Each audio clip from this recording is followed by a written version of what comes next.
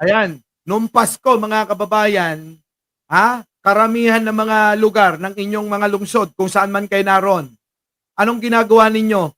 Pinapipila kayo ng kehaba-haba. Tulad sa Pasig, anong ginawa nila mga kababayan?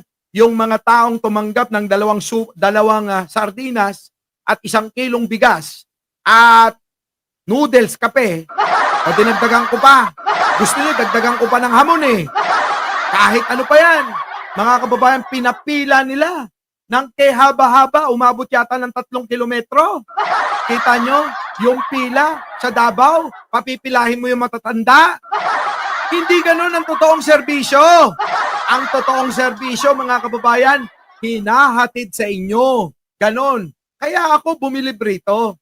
Bakit? Ganitong serbisyo ang hinahanap ko sa isang leader.